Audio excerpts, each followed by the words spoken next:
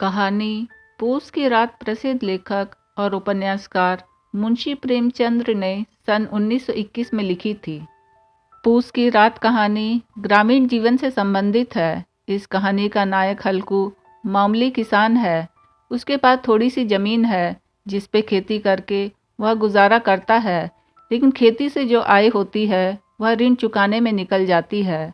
सर्दियों में कंबल खरीदने के लिए उसने मजदूरी करके बड़ी मुश्किल से 3 रुपये इकट्ठे किए हैं, लेकिन वह 3 रुपये भी महाजन ले जाता है।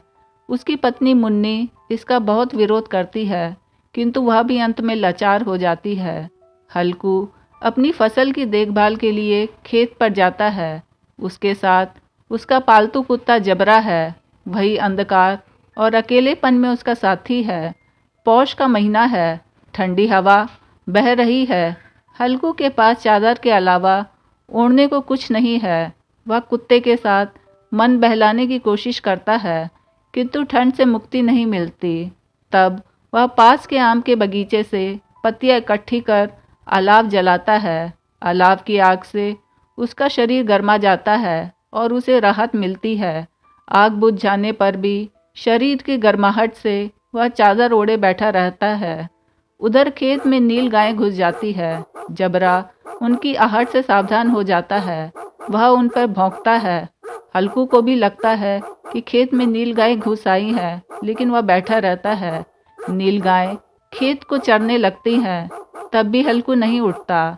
एक बार उठता भी है तो ठंड के झोंके से पुनः बैठ जाता है और अंत में चादर तान के सो जाता है। सुबह उसकी पत्नी उसे जगाती है और बताती है कि सारी फसल नष्ट हो गई। वह चिंतित होकर यह भी कहती है कि अब मजदूरी करके माल गुजारी भरनी पड़ेगी। इस पर हल्कू प्रसन्न होकर कहता है कि रात को ठंड में यहाँ सोना तो ना पड़ेगा। इसी के साथ कहानी समाप्त हो जाती है। ये कहानी साधनहीन गरीब किसानों की उस व्यथा को भी उजागर करती है जिसमें वे साधनों के अभाव में प्रकृति की कठोरता के आगे हार मान लेते हैं। वस्तुतः कहानी स्वाधीनता पूर्व की है। तब जमींदारी प्रथा थी। मेहनत किसान करता था और मजे उच्च वर्ग करते थे।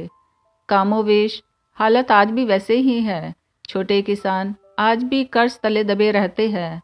अब सेठ साहूकार और पूंजीपति वर्ग इनका शोषण करते हैं। रोटी कपड़े व कंबल के लिए आज भी किसान तरसता है। अतः यह कहानी आज़ादी के इतने दशकों के बाद भी प्रासंगिक है।